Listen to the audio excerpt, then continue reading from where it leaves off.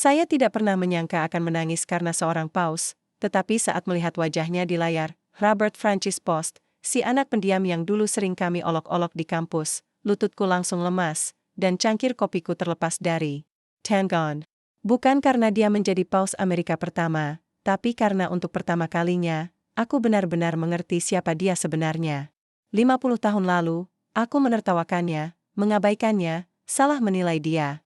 Dan kemudian, pada suatu malam, aku melihatnya melakukan sesuatu di sebuah pemakaman yang mengubah semua pemahamanku tentang kebenaran, iman, dan apa artinya hidup dengan kelembutan yang diam. Jika kau pernah mengabaikan seseorang karena dia berbeda, atau meragukan seseorang hanya karena dia menjalani hidup dengan cara yang lebih baik dari yang bisa kau pahami, maka kau perlu mendengar kisah ini. Karena ini bukan hanya tentang seorang paus.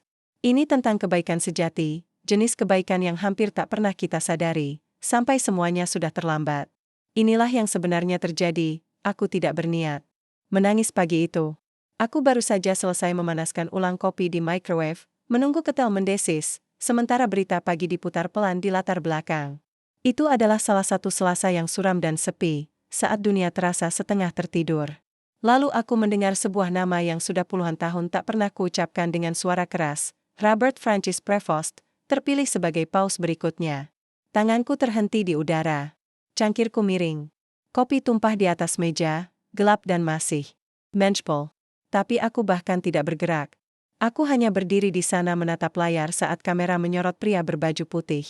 Dia mengangkat tangan untuk memberkati, dan sungguh, dadaku seperti runtuh. Robert, dari semua orang, si anak pendiam. Dari Villanova.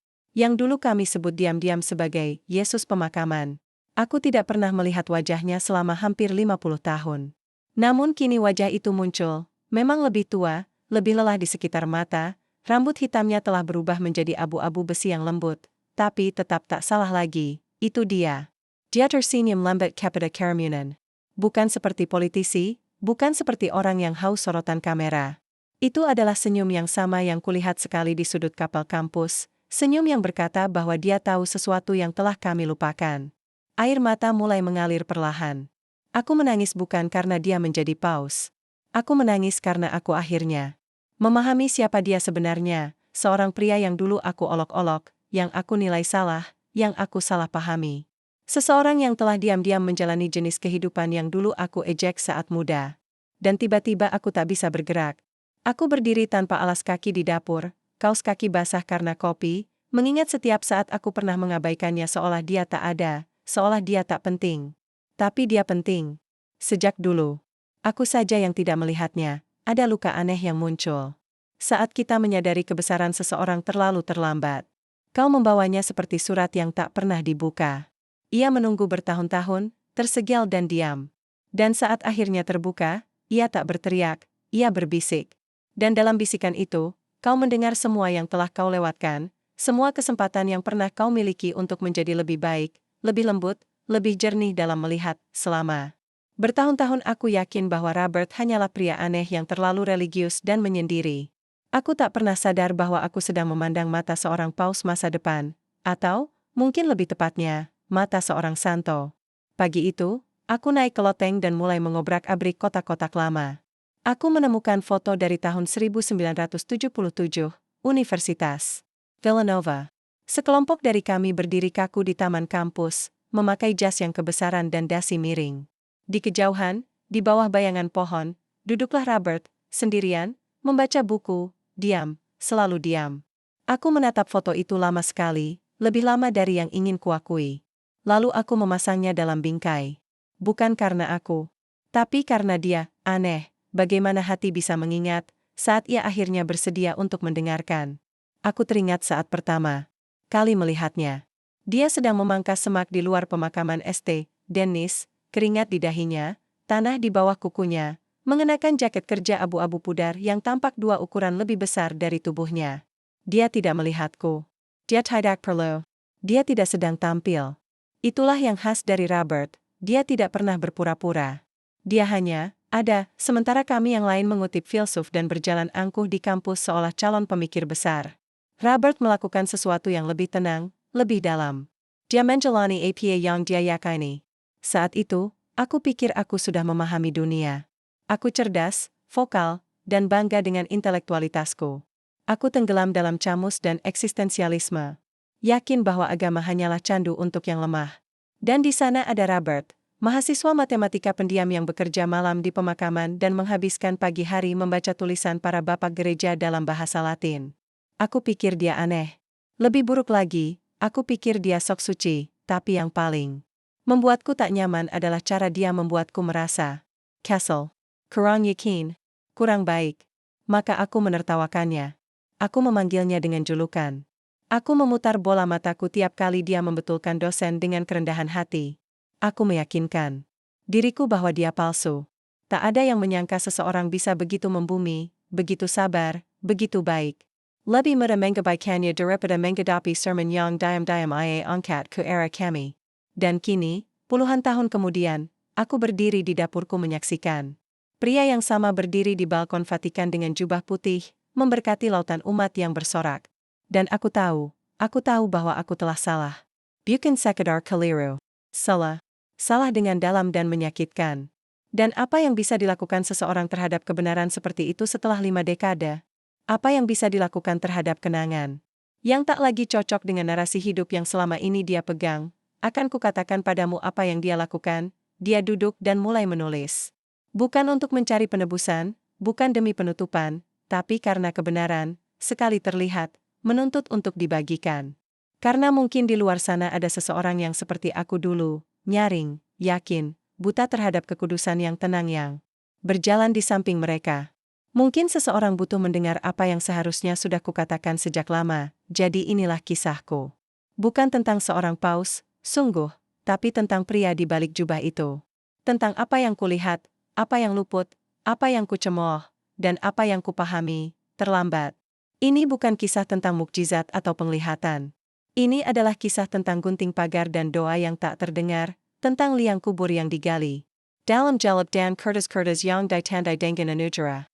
Ini adalah kisah tentang seseorang yang tak pernah mengibarkan panji, tak pernah meninggikan suara, namun meninggalkan jejak dalam jiwaku begitu dalam hingga kini pun aku masih berlutut karenanya. Jika kau membaca ini, terima kasih, sungguh.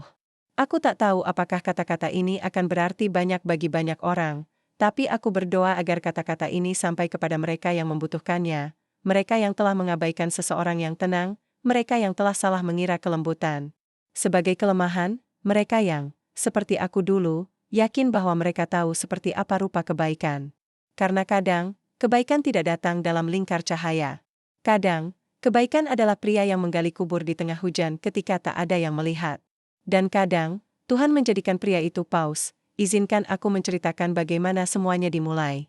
Bukan dengan penglihatan. Bukan dengan mukjizat. Tapi, dengan seorang anak lelaki pendiam dan sebuah sikap. Dan pelajaran yang tak kupahami sampai 50 tahun terlalu lambat. Terima kasih telah menemani kami dan membuka hatimu terhadap perjalanan ini. Itu berarti lebih dari yang bisa diungkapkan oleh kata-kata. Saat kamu mendengarkan, semoga jiwamu terangkat dan harimu dipenuhi anugerah dan damai dari Tuhan dan dari Paus tercinta kita, Leo ke-14. Bagian berikut dari kisah ini menyimpan sesuatu yang benar-benar istimewa, dan kami tak sabar untuk membagikannya padamu.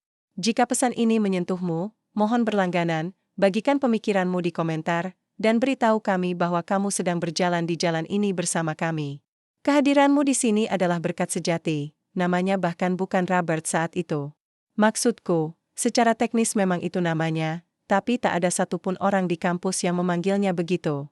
Dia hanya pria dengan catatan Ibrani dan tangan penuh tanah, yang selalu menyelip di balik cahaya lampu meja hijau di pojok paling sunyi perpustakaan. Kami menyebutnya diam-diam sebagai Yesus pemakaman. Kijem, aku tahu. Tapi kami waktu itu berusia 21, sombong, merasa diri paling hebat, yakin kami lebih pintar dari generasi sebelumnya. Kami pikir kami telah menemukan kebenaran melalui sinisme. Seolah-olah keraguan kami menjadikan kami lebih dalam. Robert Post tidak cocok. Dia tidak minum. Dia tidak ikut demonstrasi. Dia tidak pernah bolos misa Minggu pagi, meskipun malam sebelumnya dia bekerja menggali kubur di pemakaman St. Denis. Dia tidak berdebat. Dia tidak membanggakan diri. Dia tipe mahasiswa yang mengenakan kemeja rapi yang sama 3 kali seminggu. Dan membawa pulpen, bukan pensil, seolah-olah dia selalu menulis sesuatu yang permanen. Dan itu membuatku jengkel setengah mati. Seluruh kepribadianku dibangun di atas sikap mempertanyakan otoritas, mengutip Camus dan Foucault dalam percakapan kantin, melontarkan frasa seperti relativisme moral, seolah-olah aku yang menciptakannya. Akulah yang paling keras di setiap kelas, yang pertama mengangkat tangan, yang terakhir berhenti bicara. Buku catatanku penuh dengan coretan sinis di pinggir halaman dan bagian-bagian yang aku garis bawahi hanya karena aku tidak setuju. Kupikir aku tercerahkan. Kupikir Robert itu kaku, dia memang belajar matematika, tapi jurusan sejatinya tampak seperti teologi. Aku sering melihatnya duduk di belakang pusat mahasiswa membaca tulisan para bapak gereja dalam bahasa Latin, dan aku akan memutar bola mataku begitu keras hingga nyaris keseleo. Aku menganggap dia sedang mencari jalan menuju imamat, atau setidaknya nilai IPK yang lebih baik, yang tidak bisa kuakui saat itu, yang bahkan tak sanggup kuucapkan dengan lantang, adalah bahwa ketenangannya membuatku merasa tak cukup. Keheningannya membuatku merasa telanjang. Dia bekerja di St. Denis, tepat di luar kampus, tempat yang tidak ingin didatangi siapapun kecuali terpaksa. Pemakaman seperti itu, tempat angin selalu terasa sedikit lebih dingin, tanahnya sedikit lebih keras. Aku melewatinya hampir setiap pagi dalam perjalanan ke kelas. Rokok tergantung di bibirku, pikiranku penuh dengan argumen setengah hafal. Dan, di sanalah dia, sendiri, menggali tanah dengan gerakan metodis penuh keanggunan. Menyeka keringat dari dahinya dengan kain. Lengan bajunya tergulung. Selalu diam. Tanpa sarung tangan. Tanpa mantel saat musim dingin. Hanya jaket kerja abu-abu. Yang sama, dan ekspresi di wajahnya, seolah-olah setiap gerakan adalah sebuah doa. Dulu aku membenci itu darinya, bahwa dia tidak peduli siapa yang melihatnya melakukan apa. Dia tidak berusaha membuktikan apa pun. Dan entah kenapa, itu membuatku jauh lebih marah dibanding para pencari perhatian di kampus yang memamerkan keyakinan. Demi tepuk tangan. Tapi ada satu hari yang aku ingat dengan sangat jelas, meski aku yakin dia melupakannya seketika, saat itu pertengahan November. Aku baru keluar lebih awal dari sebuah kuliah, berjalan melewati kapal, sambil menggerutu tentang sesuatu yang remeh. Mungkin tentang dosen yang tidak mengakui kejeniusanku. Dan di sanalah dia, sedang memangkas semak di sekitar kapal dengan Gunting Tamon, Diam, Teletai, hari-hari. Saat aku lewat, dia menoleh dan memberiku anggukan kecil. Bukan ramah, bukan dingin, hanya pantas. Dan aku menatap lurus melewatinya. Tak membalas anggukan. Tak memperlambat langkah. Tak berpura-pura menyapanya, bukan karena aku tak melihatnya, tapi justru karena aku melihatnya. Dan sesuatu dalam diriku membenci bahwa dia bisa hadir, bisa ramah, tanpa butuh penonton. Dia tak pernah menertawakan lelucon kami. Tak pernah ikut bermain sarkasme seperti yang biasa kami lakukan di ruang santai asrama. Tak pernah mengejek gereja meskipun itu sedang tren saat itu. Dia hanya mendengarkan, mengamati, menahan pintu terbuka sedikit lebih lama dari seharusnya. Membantu. Seorang mahasiswi baru memungut bukunya saat yang lain tak bergerak. Duduk makan siang bersama seorang seminaris yang tampak kesepian tanpa banyak bicara. Kau tidak menyadari keberadaan Robert, sampai kau benar-benar memperhatikannya. Dan saat itu terjadi, kau akan melihat dia di mana-mana. Memegang kampus ini. Dalam senyap, dalam gerakan-gerakan kecil yang nyaris tak tampak suci, tapi sesungguhnya, sungguh suci. Suatu sore musim gugur, aku mendengar dia berbicara dengan seorang mahasiswa lain di luar gedung matematika. Anak itu baru saja kehilangan saudaranya dalam kecelakaan motor, wajahnya kusut dan tak tidur berhari-hari. Aku sedang berjalan lewat dan berhenti cukup lama untuk mendengar akhir dari percakapan mereka. Robert menyentuh pundaknya dengan lembut. Dan berkata, duka bukan berarti ada yang salah denganmu. Itu berarti sesuatu itu penting. Kalimat itu seperti serpihan kaca yang tersangkut di dadaku. Aku pura-pura tidak mendengarnya. Aku terus berjalan. Pura-pura tak tersentuh. Tapi kata-kata itu kubawa selama bertahun-tahun, sebelum akhirnya. Aku bisa mengakui bahwa kata-kata itu juga untukku. Aku terus menunggu topengnya jatuh. Aku menunggu dia ketahuan mencontek, atau kehilangan kesabaran, atau akhirnya meledak dalam seminar teologi. Aku ingin bukti bahwa dia palsu, bahwa ketenangannya hanya sandiwara, bahwa martabatnya cuma strategi. Karena jika Robert Prevost memang seperti yang terlihat, lalu itu artinya apa tentang diriku? Tentang semua kebisingan yang kuciptakan untuk mengisi kesunyian? Tentang buku-buku yang kutulis di catatan tapi tidak pernah kuhidupi, aku bilang ke diriku sendiri bahwa dia berpura-pura. Bahwa tak mungkin ada orang sebaik itu, setenang itu, seteguh itu dalam iman. Itu jauh lebih mudah daripada mengakui bahwa aku kosong. Yang tak ku ketahui waktu itu, yang tak bisa kulihat karena kesombongan dan kebisinganku, adalah bahwa Robert tak perlu meyakinkan siapapun akan apapun. Dia tak mencoba memenangkan debat, tak mencoba memukau dosen, tak berusaha membangun reputasi. Dia hanya menjadi. Dan aku tak paham betapa berbahayanya itu bagi orang sepertiku, orang yang percaya bahwa makin keras kau bicara, makin penting kau. Kupikir dia itu hantu yang bawa Alkitab. Tukang gali kubur dengan delusi kesucian. Tapi kenyataannya, dia tidak berusaha jadi orang suci. Dia hanya mencoba untuk setia. Dan akulah yang sebenarnya sedang berpura-pura. Ada sesuatu yang terjadi ketika kau bertemu seseorang yang begitu membumi. Hingga membuatmu merasa melayang, terlepas. Dan bukannya meraih dia, kau malah menertawakannya. Karena memang lebih mudah menertawakan, daripada berlutut, aku mengejeknya di ruang kelas, di ruang makan, di bisikan malam di asrama. Aku bahkan pernah menulis di jurnal, dia terlalu banyak berdoa untuk bisa nyata. Sekarang saat menoleh ke belakang, aku sadar, aku tidak sedang menulis tentang dia. Aku menulis tentang apa yang kutakutkan untuk kupercayai. Bahwa kebaikan bisa diam. Bahwa kekudusan bisa mengenakan sepatu usang. Bahwa mungkin orang yang paling nyata adalah mereka yang dunia lupa perhatikan. Namun bahkan saat itu, meski dengan semua sarkasme dan penghakimanku, ada sesuatu darinya yang tinggal. Sebuah kehadiran. Sebuah keteguhan. Semacam kesaksian diam. Yang menolak pergi dariku. Dan kehadiran itu, meski aku belum tahu waktu itu, akan segera membalikkan duniaku sepenuhnya. Terima kasih telah menemani kami dan membuka hatimu untuk perjalanan ini. Artinya lebih dari kata-kata.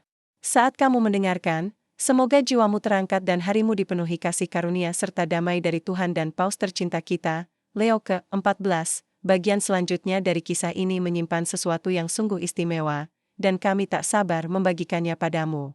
Jika pesan ini menyentuhmu, silakan berlangganan. Bagikan pemikiranmu di kolom komentar dan beritahu kami bahwa kamu ikut berjalan dalam perjalanan ini bersama kami. Kehadiranmu di sini adalah berkat sejati. Dulu aku pikir diam itu kelemahan. Di ruang kelas Villanova, diam berarti menyerah. Kalau kau tidak bicara, kau akan dilupakan, diabaikan, tidak relevan. Setiap seminar filsafat berubah jadi medan perang. Mahasiswa saling menjatuhkan dengan Nietzsche dan Kierkegaard, masing-masing mati-matian ingin menjadi suara paling cerdas di ruangan. Aku hidup dari kebisingan itu. Aku mendambakan perhatian. Tepuk tangan setelah komentar tajam, anggukan setuju saat aku menghancurkan argumen orang lain. Itulah arena tempatku berjaya, tapi Robert Post, dia tak pernah masuk ke arena itu. Namun dia selalu hadir. Selalu duduk di belakang. Catatannya rapi, ditulis dengan goresan kecil yang teliti. Mendengarkan. Menyerap. Sesekali mengangkat tangan, tapi hanya untuk bertanya sesuatu yang memperjelas, bukan untuk menguasai, bukan untuk pamer. Dan saat dia bicara, rasanya seperti menjatuhkan batu kecil ke air yang tenang. Tidak ada kilatan, hanya riak-riak, penuh pertimbangan, dalam, dan mustahil diabaikan. Ada satu seminar khusus yang kuingat dengan jelas, salah satu Kamis sore itu, saat jendela berembun dan ruangan berbau kopi basi serta kesombongan. Kami sedang membedah pengakuan Augustinus dalam bahasa Latin, mencoba menerjemahkan kutipan sambil menafsirkan implikasi teologisnya secara bersamaan. Profesor Kinley, pria dengan ego sebesar katedral, salah menerjemahkan satu frasa penting. Cor nostrum inquamestinatant. Itu bukan kesalahan kecil. Ia membalik subjek dan objeknya, menggarakan hati yang jelisa milik Augustinus kepada manusia, bukan kepada Tuhan, tak siarang pun berkata apa. Tak ada yang berani. Sampai akhirnya Robert, yang duduk dekat jendela, perlahan mengangkat tangannya dan berkata pelan, Profesor, saya kira terjemahannya adalah, hati kami gelisah sampai mereka beristirahat dalam MU. Momen itu menggantung. Di udara seperti napas yang ditahan. Wajah Kinley memerah. Dia membetulkan kacamatanya seolah-olah itu yang salah, menatap tajam ke arah Robert, dan menukas, kalau begitu, mungkin kau ingin mengajar kelas ini, Tuan Post. Aku ingat ketegangan yang langsung memenuhi ruangan. Para mahasiswa menegang. Beberapa saling melirik. Lainnya menyeringai. Tapi Robert tak bereaksi. Dia hanya mengenggak pelan, menyetap bukunya, dan menendangkan pandangan. Tak ada kezambangan. Tak ada kepuasan. Hanya penerimaan yang tenang. Profesor lanjut mengajar, agak gagap, dan kami pun berpindah ke topik lain. Tapi aku tak bisa berhenti memikirkan keheningan Robert, aku tak bisa berhenti bertanya-tanya, kenapa dia tak membalas, tak membela diri? Kalau itu aku, pasti sudah kujadikan panggung untuk berpidato. Aku pasti sudah menuntut pengakuan, menikmati kehancuran otoritas di depan umum. Tapi Robert? Dia membiarkan kebenaran tinggal di ruangan itu tanpa perlu memilikinya. Itu mengusikku. Momen itu membuatku gelisah, membuatku bertanya apakah semua kebisinganku selama ini cuma penyamaran. Karena jenis pengendalian seperti itu, jenis keyakinan seperti itu, bukan berasal dari kesombongan, tapi dari kedalaman. Dari keyakinan. Dari kerendahan hati. Tapi saat itu aku belum siap menyebutnya demikian, aku bilang pada diriku sendiri, bahwa dia terlalu takut untuk membela diri. Bahwa dia pasif. Bahwa dia tak peduli. Tapi bahkan aku pun tak benar-benar percaya alasan-alasan itu. Karena ada sesuatu yang melucuti dalam diri seseorang yang hidup dalam kebenaran tanpa merasa perlu membuktikannya. Terutama ketika kau adalah orang yang membangun seluruh identitasmu di atas keyakinan bahwa kamulah yang paling pintar di ruangan, dan Robert tidak mencoba menang. Dia tidak mencoba terlihat hebat. Dia hanya menyampaikan kebenaran, lalu mundur. Itulah yang paling membuatku terganggu, bahwa aku tak bisa menghilangkan perasaan bahwa dia lebih jujur daripada aku. Dan bukan karena dia bicara lebih banyak, tapi justru karena dia bicara lebih sedikit, dan hanya saat perlu. Setelah kelas itu, aku mulai lebih memperhatikannya. Bukan perilakunya, itu selalu ada. Tapi konsistensinya. Dia adalah orang yang sama. Dimanapun, di kelas, di perpustakaan, di kapal, di pemakaman. Dia membawa dirinya dengan ketenangan yang sama. Dia menyapu daun seolah itu liturgi. Dia membaca teologi seolah itu oksigen. Dan dia bicara dengan kehati-hatian yang membuatmu ingin mendengarkan, bahkan saat kau tak ingin. Aku ingat sekali lewat di dekat aula makan. Sekelompok mahasiswa baru saja menertawakan dia, melemparkan hinaan malas seperti santo kuburan atau nabi penggali makam. Aku tidak ikut tertawa. Tapi aku juga tidak menghentikannya.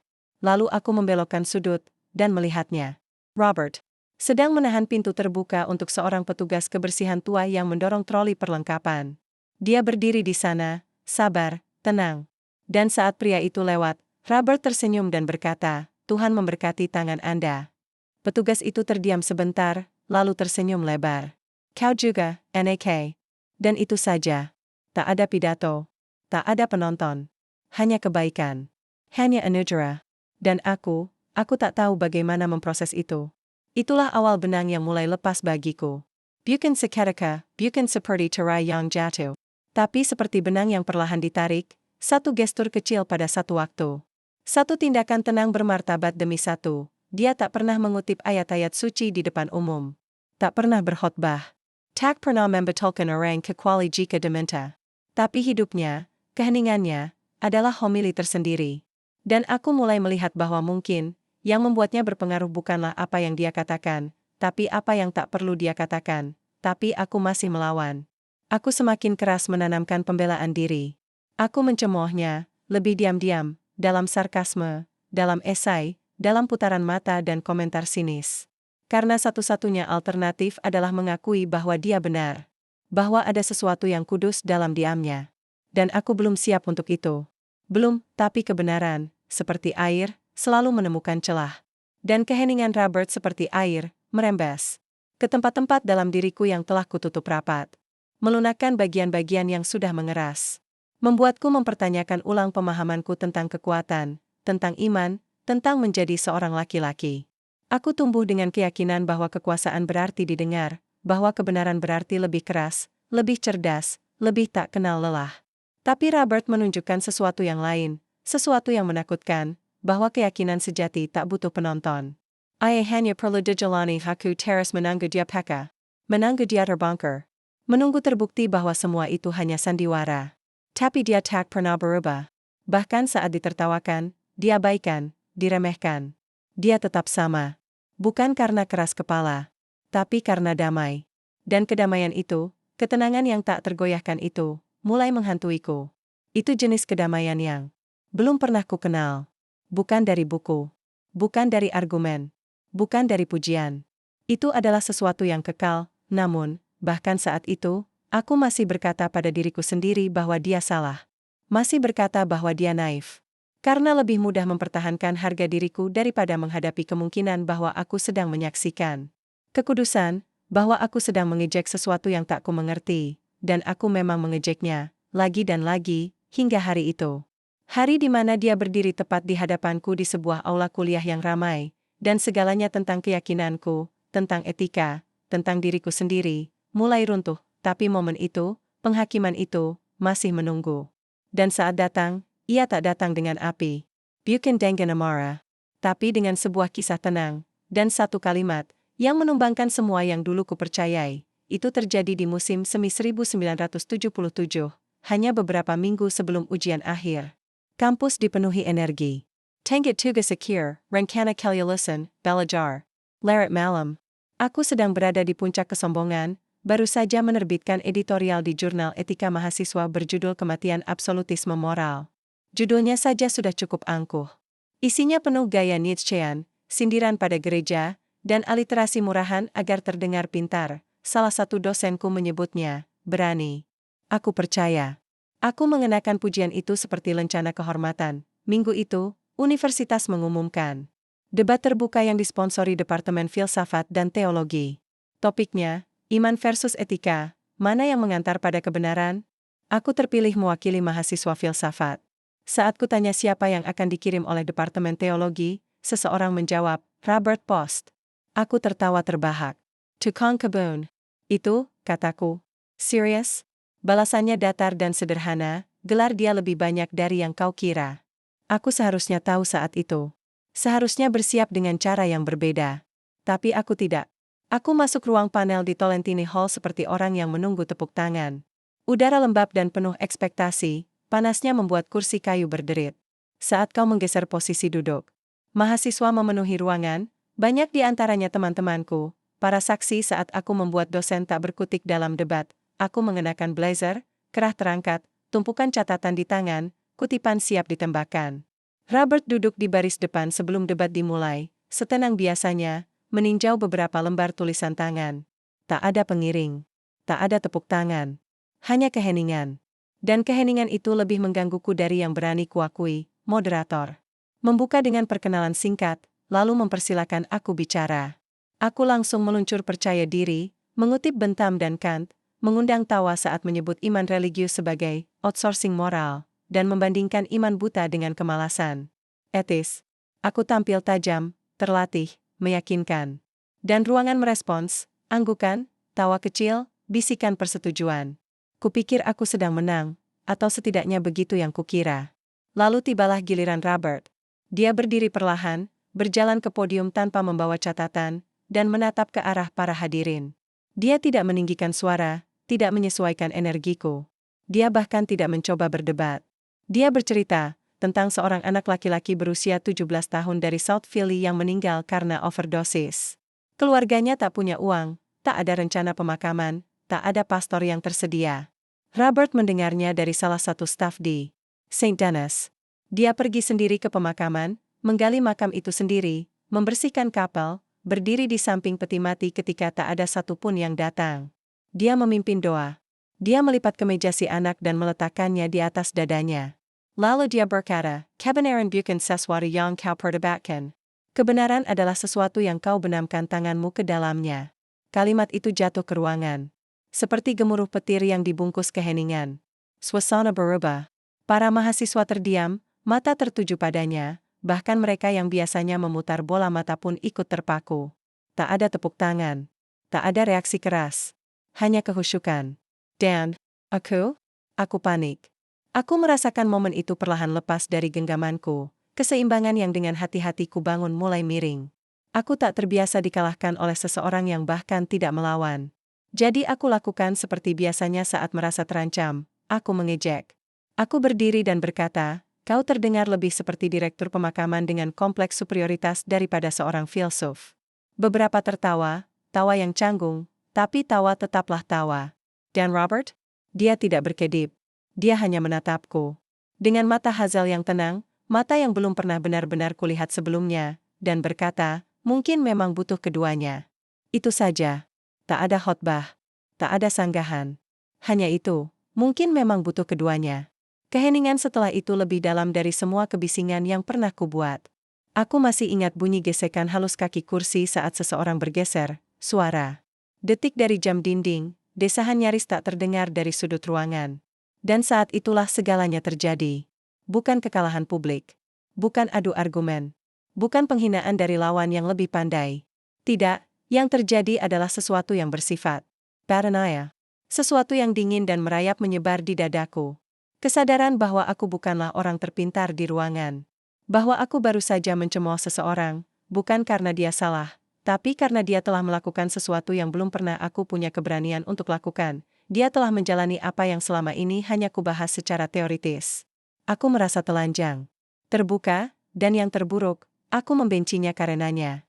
Aku membenci caranya berdiri tanpa goyah. Aku membenci bagaimana dia tidak membalas. Aku membenci bahwa dia tidak perlu menang. Karena dia tidak sedang bermain permainanku. Dia tidak sedang membangun persona. Dia sedang menjalani kebenaran. Dan aku tak mampu menerima itu. Setelah debat, aku langsung meninggalkan aula kuliah dengan tergesa, pura-pura seolah ada urusan penting.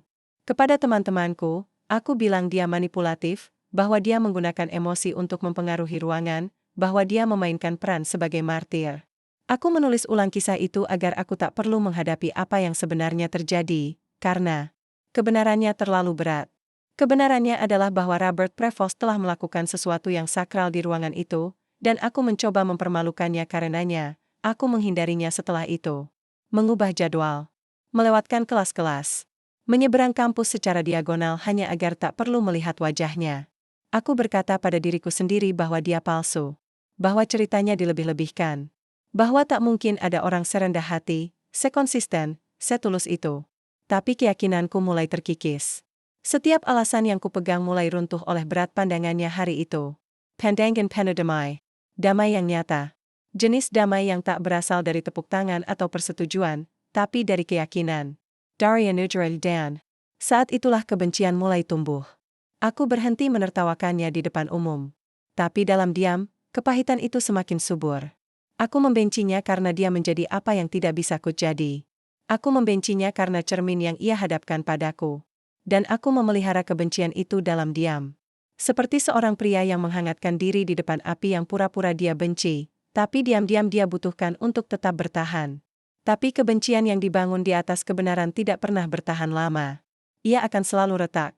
Dan saat kebencianku retak, itu bukan karena debat lain atau wahyu mendadak. Tapi karena sesuatu yang kulihat pada suatu malam, sesuatu yang seharusnya tak kulihat. Dan itu mengubah segalanya. Itu terjadi 2 minggu setelah debat. Aku belum berbicara sepatah kata pun dengan Robert Prevost sejak saat itu, bukan seolah kami dekat sebelumnya, tapi ada sesuatu dalam diriku yang berubah. Aku membawa momen itu seperti serpihan di bawah kulit. Setiap kali aku mencoba mengabaikannya, sesuatu mengingatkanku. Suaranya di aula yang sunyi itu. Tatapan tenangnya. Cara dia berdiri teguh tanpa sedikit pun kesombongan. Aku bilang pada diriku sendiri bahwa aku sudah move on. Bahwa semuanya tak lagi penting. Tapi kebenaran itu terus menggaruk dari dalam dadaku, malam. Itu hujan turun. Salah satu hujan musim semi yang lambat dan meresap, membuat bata-bata jadi licin dan udara beraroma daun basah dan tanah. Aku berada di Tolentine Hall, mencoba menyelesaikan makalah untuk kelas Dr. Ern tentang humanisme sekuler dan memori. Aku sudah menulis 5 halaman logika setengah matang dan keyakinan yang bahkan lebih tipis. Aku tahu itu kosong, tapi aku terlalu lelah untuk peduli. Sekitar pukul 2.26 pagi, aku keluar sebentar mencari udara segar, berharap malam bisa menjernihkan pikiranku. Campus sunyi. Bahkan tak terdengar radio dari jendela asrama seperti biasanya. Aku berjalan tanpa arah, tangan dalam saku jaket, dingin perlahan meresap masuk. Hujan sudah reda, tapi segalanya masih berkilau, jalan setapak, bangku, bahkan tangga batu di kapal. Tanpa sadar aku sampai di pinggiran kampus, di depan gerbang besi tua pemakaman St. Denis. Gerbang sampingnya sedikit terbuka, aku menatapnya lama. Aku tak punya alasan untuk masuk. Mungkin hanya kebiasaan. Mungkin aku sedang mencari sesuatu. Atau ingin kehilangan sesuatu. Mungkin karena rasa marah. Atau mungkin sesuatu yang lebih dalam dan tak bisa kutamai. Aku menyelinap masuk lewat gerbang itu dan membiarkannya menutup pelan di belakangku, tanpa suara. Pemakaman itu lebih gelap dari yang kubayangkan. Tak ada cahaya, kecuali cahaya samar dari arah gudang perawatan. Deretan batu nisan membentang seperti doa-doa yang membeku. Udara terasa berat oleh aroma tanah, dan sesuatu yang lain, sesuatu yang terasa nyaris suci. Aku terus berjalan, rumput basah meredam langkahku. Lalu aku melihatnya. Robert, sendirian di tengah pemakaman, sedang menggali, mantelnya basah kuyup sampai ke kerah, lengannya tergulung, celananya penuh lumpur. Ia bergerak perlahan, satu sekop dalam satu waktu, seolah-olah dia tidak terburu-buru, seolah-olah dia tidak kedinginan, seolah-olah ini adalah hal yang memang seharusnya dia lakukan. Dia tidak melihatku. Aku tetap bersembunyi di balik sebuah patung malaikat batu, terlalu malu untuk membiarkannya tahu aku ada di sana. Aku mengamati dalam diam saat ia berhenti, menyandarkan sekop ke tanah, dan melepaskan sarung tangannya.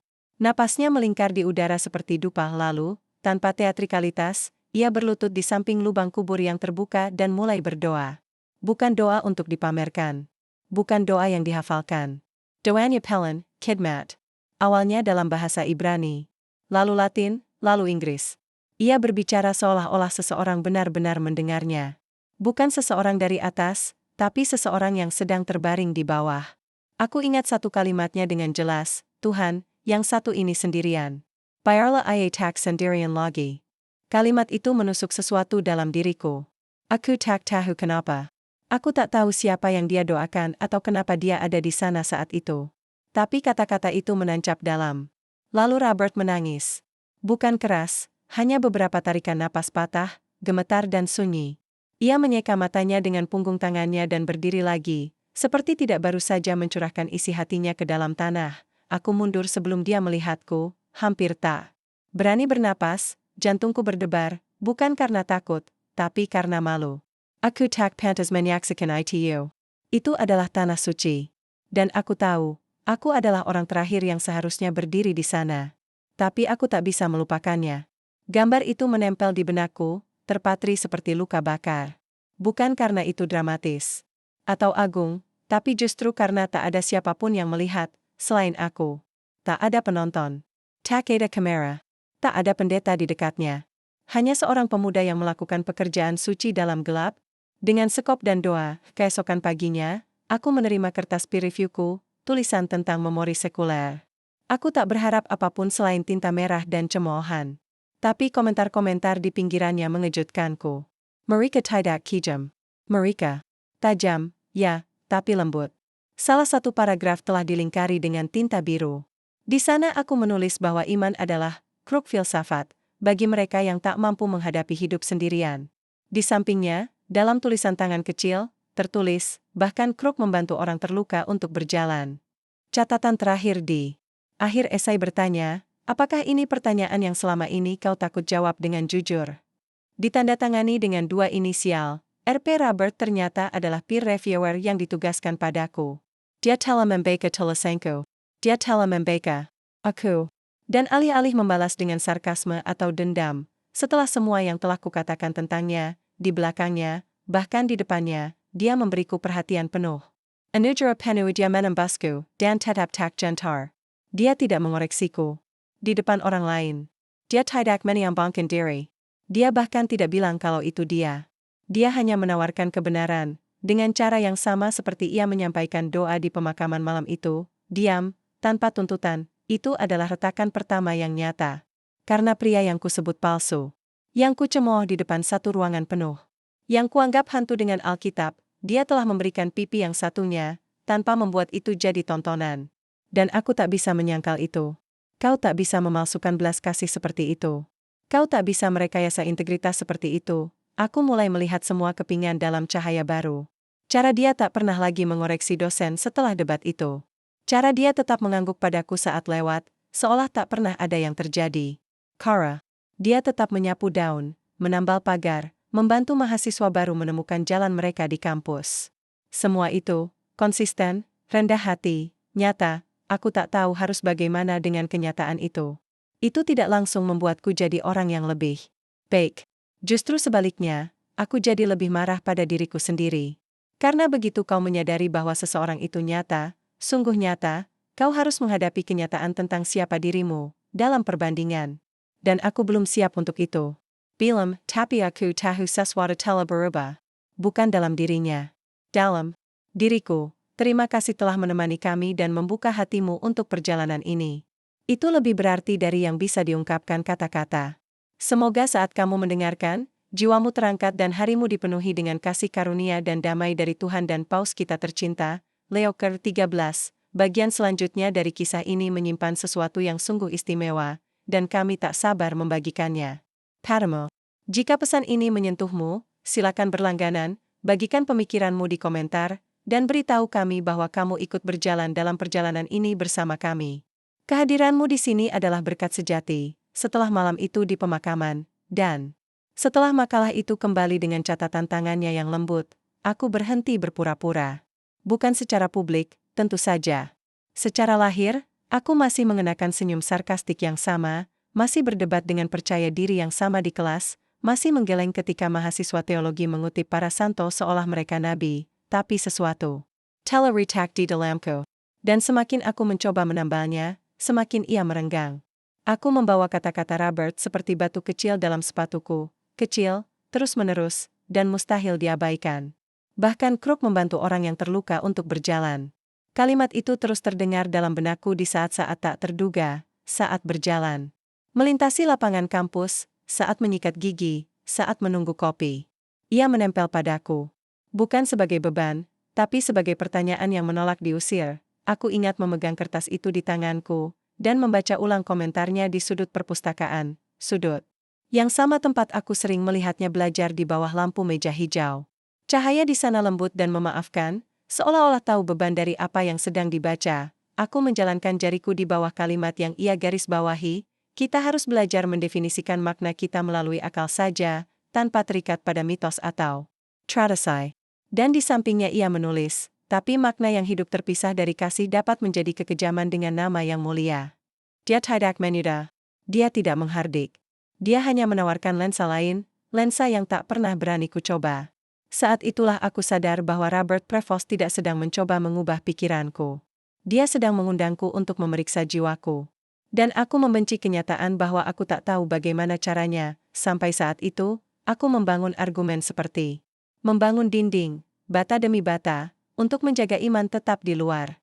Untuk menjaga kasih karunia tetap di luar. Untuk memastikan tak ada yang melihat betapa aku sesungguhnya tidak yakin. Tapi Robert masak pelan-pelan luat pintu belakang, yang tak pernah kujaga. Lewat kebaikan. Lewat belas kasih. Lewat satu momen dalam gelap, saat aku melihat dia menangis untuk orang asing. Aneh bagaimana besar pengaruh yang bisa ditinggalkan seseorang hanya dengan menolak untuk membalas. Dia tak pernah sekalipun melempar kata-kataku kembali padaku. Tak pernah mengejek tulisanku. Tak pernah mengungkap kemunafikanku.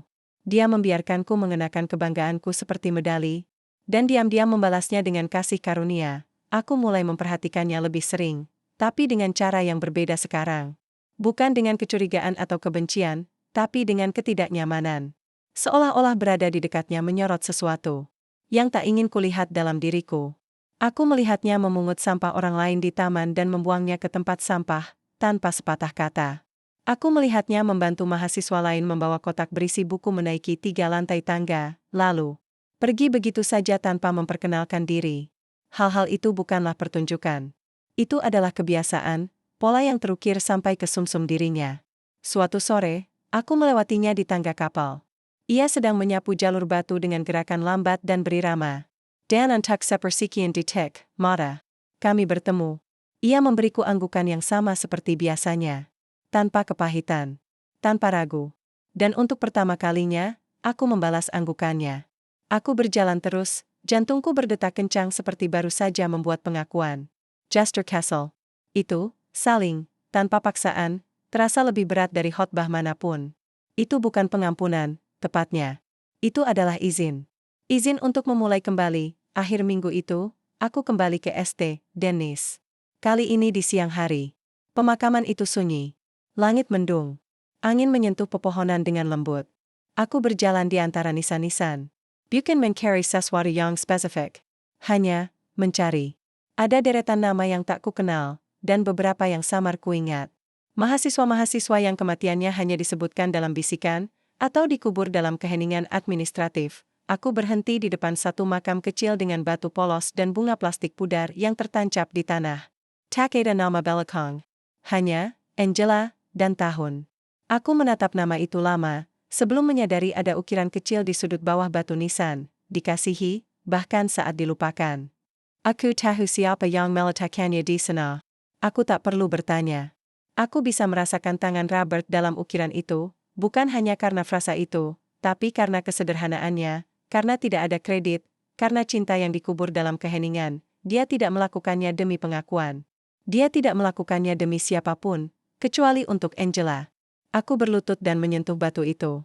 Bukan karena aku mengenalnya, tapi karena aku akhirnya memahami apa yang dimaksud Robert ketika ia berkata, kebenaran bukan sesuatu yang kau perdebatkan.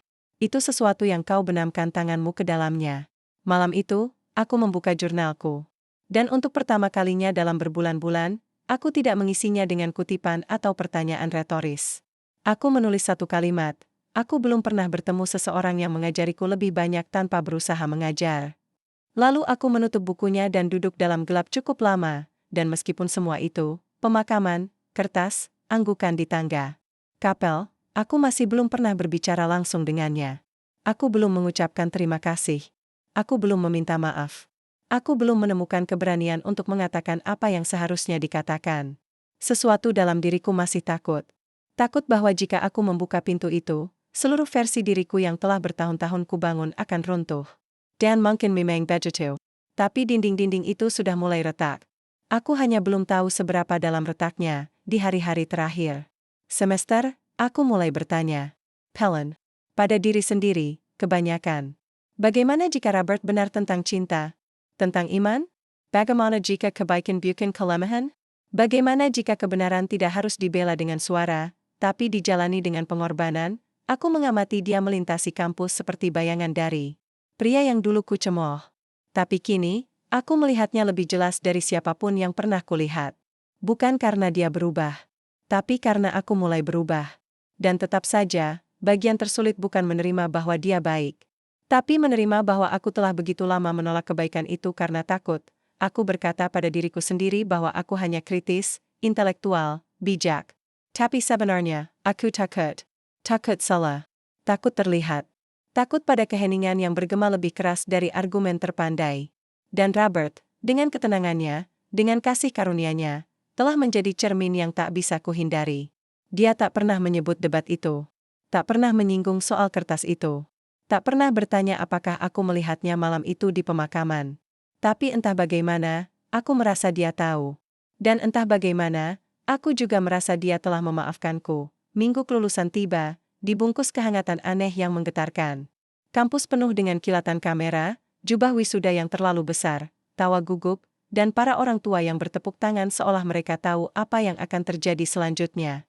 Aku mengenakan setelan kusut, dasi miring, dan senyum lelah, menggenggam gelar filsafat dan kepala penuh opini yang tak lagi kupercayai. Aku berhasil menghindari Robert Post di hari-hari terakhir itu. Bukan karena marah lagi. Tapi sesuatu yang lebih dekat pada rasa hormat, atau mungkin rasa malu, aku belum siap bertemu dengannya. Aku tak tahu bagaimana berbicara kepada seseorang yang telah melihat menembus diriku, dan hanya membalasnya dengan kasih. Jadi aku menjauh, seperti seorang pria yang berusaha melindungi ilusi terakhir tentang dirinya sebelum semuanya benar-benar hilang. Pagi hari upacara kelulusan, aku menemukan diriku berjalan keluar dari kampus, lebih butuh udara daripada tepuk tangan. Bangunan-bangunan terasa terlalu bising, terlalu penuh dengan percakapan yang tak pernah selesai. Aku tak punya tujuan pasti, tapi kakiku membawaku ke pemakaman St. Denis. Aku tak yakin kenapa. Mungkin aku berharap keheningan di sana bisa memberi kejelasan. Atau mungkin aku hanya ingin berada di tempat Robert pernah berada. Saat aku melintasi jalur batu tua yang mengarah ke kapal, aku melihat seseorang duduk di bangku di bawah pohon ek tua, yang dulu kami sebut cabang pengakuan. Seorang imam tua, kerap putihnya nyaris tak terlihat di balik sweater hitam pudar. Tangan terlipat santai di atas lutut. Ia menatapku dan mengangguk saat aku mendekat. Kau terlihat seperti seseorang yang sedang lari dari tepuk tangan, katanya. Helen. Suaranya aus, seperti lagu pujian lama yang terlalu sering dinyanyikan. Aku terkekeh gugup dan duduk di sampingnya. Kurang lebih begitu, gumamku, kami tak bicara lama. Kami hanya duduk, menonton angin menyapu deretan makam seperti tangan tak terlihat yang menyentuh kenangan. Setelah beberapa menit, ia menoleh. Dan bertanya, "Apa kau kenal Robert Prevost?" Pertanyaannya membuatku terdiam. Tenggorokanku mengencang. "Sedikit," jawabku pelan. "Kami sempat sekelas. Aku sering melihatnya."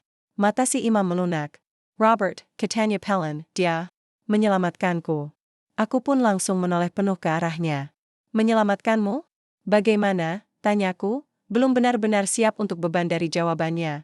Apa yang dikatakannya setelah itu menghancurkan seluruh narasi yang telah lama kutulis di kepalaku tentang Robert. Tahun itu, imam itu, pastor Callahan, mengelola pelayanan duka di universitas, pekerjaan yang tenang, sebagian besar tak terlihat. Ia memberitahuku bahwa Robert secara pribadi membantu menguburkan 4 mahasiswa hanya dalam 2 semester. Bukan sebagai bagian dari pekerjaan kampus. Bukan karena diminta. Tapi karena tak ada orang lain yang maju. Salah satu dari mereka adalah Angela, mahasiswa baru dari asramaku yang mengakhiri hidupnya sendiri pada bulan Maret. Keluarganya tinggal di luar negara bagian dan tak mampu mengadakan upacara. Universitas, karena ingin menghindari skandal, menanganinya secara diam-diam, terlalu diam-diam. Robert mengetahuinya. Dia membayar pemakaman sendiri, membersihkan kapel, mengangkat peti jenazahnya sendirian, dan memimpin doa walaupun tak ada satu pun yang datang. Yang lain adalah seorang seminaris dari Peru yang meninggal karena pneumonia. Ia tak punya keluarga. Tak ada dokumen resmi. Robert berjaga di samping jenazah semalaman, membacakan mazmur dengan suara keras karena, seperti yang ia katakan pada Callahan, tak seorang pun seharusnya menyeberangi sungai dalam keheningan. Kisah-kisah itu terus berdatangan. Tindakan-tindakan kecil, sunyi, penuh belas kasih, yang tak pernah dicatat dalam buletin mahasiswa atau buku tahunan. Tak ada pengumuman. Tak ada dedikasi. Tak ada plakat. Hanya tanah di bawah kukunya dan duka yang dibawa dalam diameter sesuatu retak dalam diriku, pelan dan dalam. Aku telah menghabiskan 2 tahun mengejek pria itu, membangun seluruh narasi untuk melindungi harga diriku. Dan selama itu pula, dia telah hidup dalam Injil yang bahkan tak pernah berani kubuka. Callahan mencondongkan tubuh lebih dekat. Dia pernah menolak penghargaan akademik, katanya. Penghargaan itu akan membawanya ke sorotan. Robert berkata padanya, "Aku belum selesai mendengarkan." Aku menutup mata, rahang mengencang. Aku tak ingin menangis di depan imam yang baru ku kenal. Tapi beban dari semua ini terlalu berat. Ini bukan soul rasa bersalah lagi. Ini adalah duka. Duka karena kebenaran yang kulewatkan. Duka untuk versi diriku yang menolak melihatnya. Suara Callahan mengecil menjadi bisikan. "Kau tahu, dia bukan pendiam karena tak punya hal untuk dikatakan. Dia pendiam karena kita semua terlalu sibuk bicara untuk bisa mendengarnya." Kalimat itu menghancurkanku. Aku mengepal tanganku di atas lutut, menatap deretan batu nisan yang membentang di hadapan. Kami. Aku telah membangun hidupku di atas kekuatan kata-kata, argumen, penampilan. Tapi Robert membangun sesuatu yang lain, sesuatu yang lebih dalam, katedral tersembunyi dari pilihan-pilihan kecil, pelayanan, dan kasih yang tak pernah meminta untuk diperhatikan. Aku mengangguk pelan, tak sanggup bicara. Pikiranku kembali ke makam Angela, dan frasa yang terukir di sana, dikasihi, bahkan saat dilupakan. Sekarang aku tahu dengan pasti siapa yang menaruhnya. Itu dia. Selalu dia. Robert. Dengan sekop dan doanya. Dengan diamnya. Robert, yang tak pernah merasa perlu membuktikan bahwa ia baik, karena ia terlalu sibuk menjadi baik. Aku menulis esai tentang etika. Dia telah menjalani etika itu. Dan aku membencinya karena itu. Callahan menepuk bahuku dengan lembut sebelum berdiri. "Jangan tunggu terlalu lama," katanya, "untuk memaafkan dirimu sendiri, atau untuk berterima kasih padanya." Aku tidak menjawab. Aku hanya duduk di sana, membiarkan angin membawa kata-katanya seperti dupa ke langit. Malam itu, aku berjalan kembali ke pemakaman sendirian. Aku menemukan makam Angela lagi. Sebuah salib kayu sederhana terbaring di tanah. Bunga kertas diselipkan dengan hati-hati. Di dasarnya, aku berlutut di sampingnya, jariku menyusuri ukiran samar, "Dikasihi," bahkan saat dilupakan, bisikku pada diriku sendiri, lalu meletakkan tanganku. Dan saat itulah semuanya terjadi, bukan penglihatan. Bukan cahaya dari surga.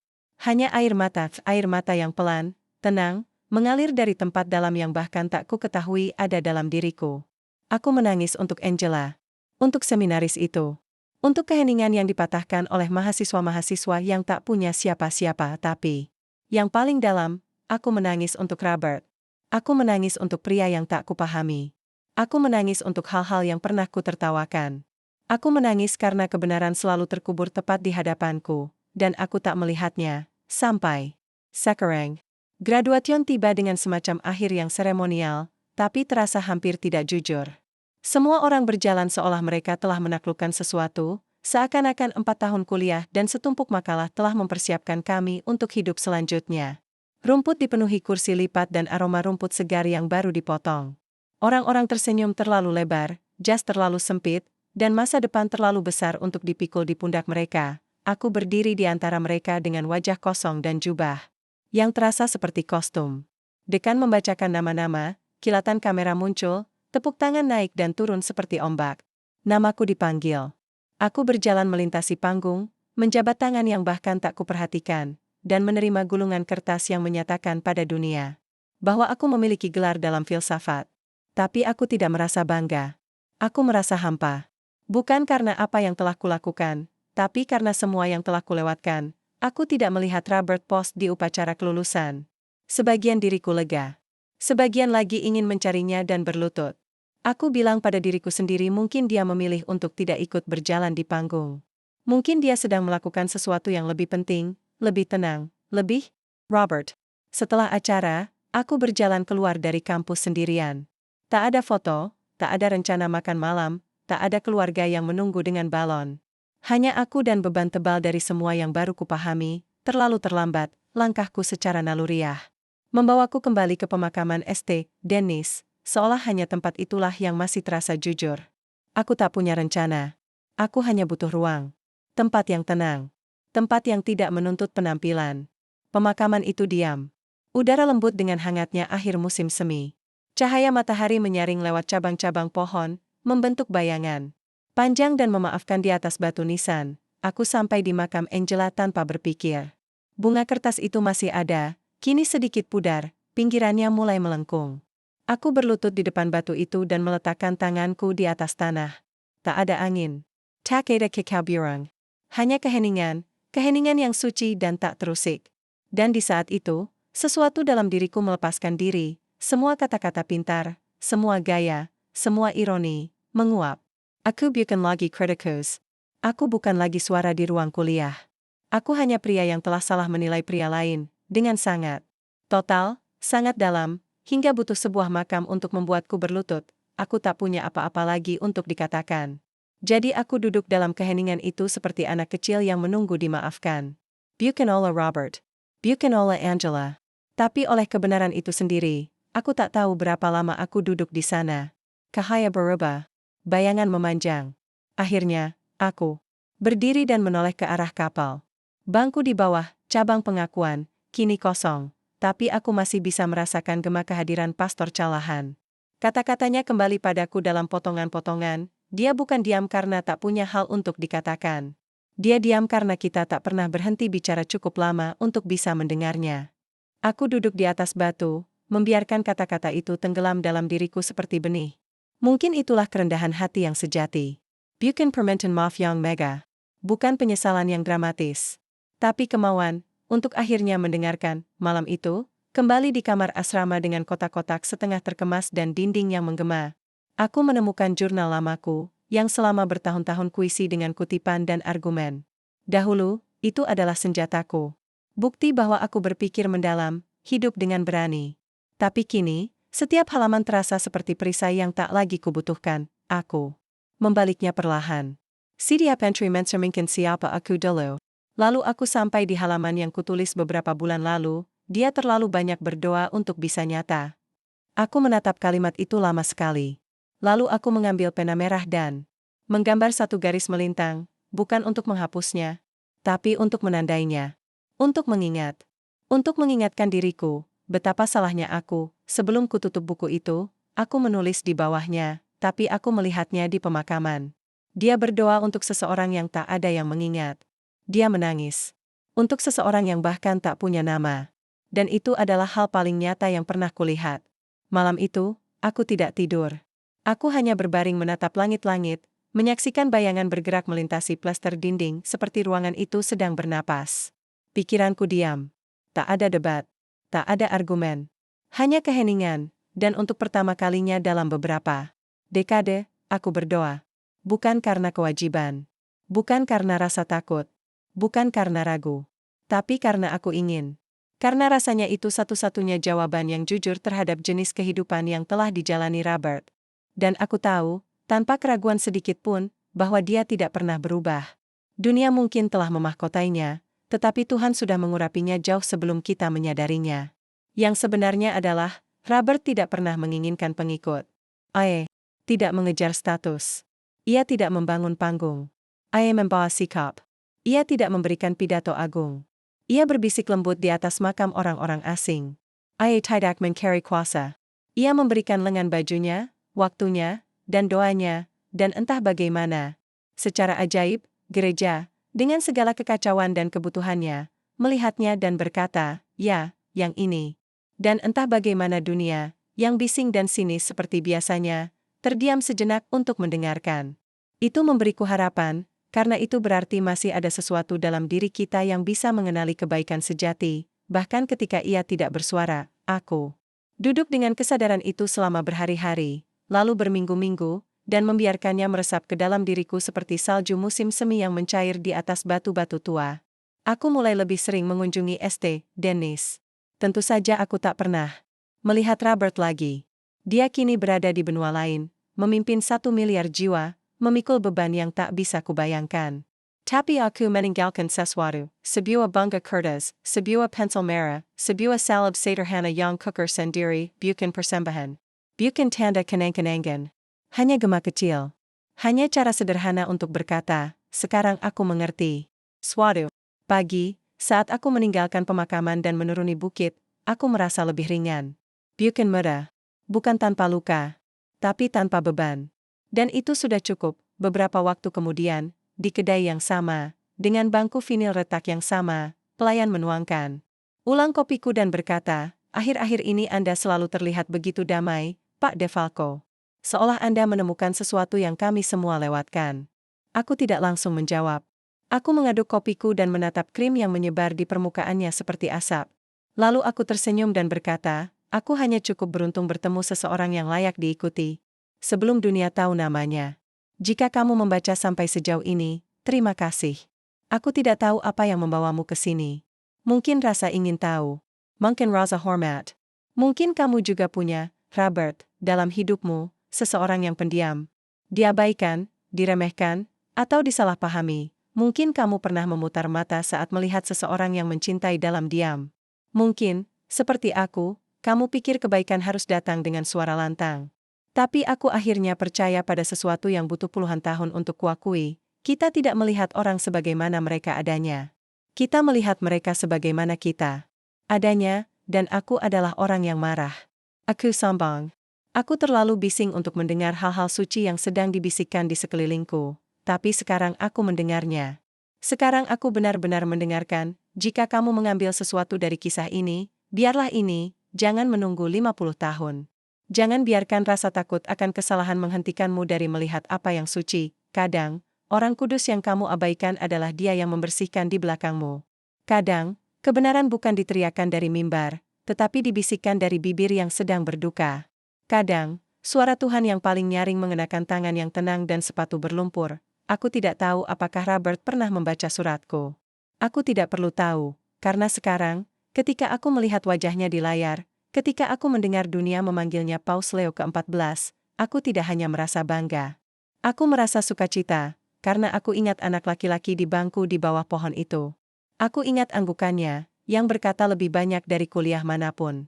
Dan aku ingat keheningan itu, keheningan yang indah dan tak tertahankan, yang mengajarkanku. Segala hal yang dulu kupikir takkan pernah kupahami, Tuhan memberkati pria itu. Dan Tuhan memberkati Amerika karena telah membesarkannya, karena kadang, Tuhan memberikan kita orang-orang kudus dalam keheningan. Dan kadang, Dia menjadikan mereka. Paus, terima kasih telah tetap bersama kami dan membuka hatimu untuk perjalanan ini. Artinya lebih dari sekadar kata-kata. Semoga jiwamu ditinggikan dan harimu dipenuhi dengan kasih karunia serta damai dari Tuhan dan Paus Leo ke-13 yang terkasih, bagian selanjutnya dari kisah ini menyimpan sesuatu yang benar-benar istimewa, dan kami tidak sabar untuk membagikannya kepadamu. Jika pesan ini menyentuh hatimu, silakan berlangganan, bagikan pemikiranmu di komentar, dan beritahu kami bahwa kamu berjalan bersama kami. Kehadiranmu di sini adalah sebuah berkat sejati.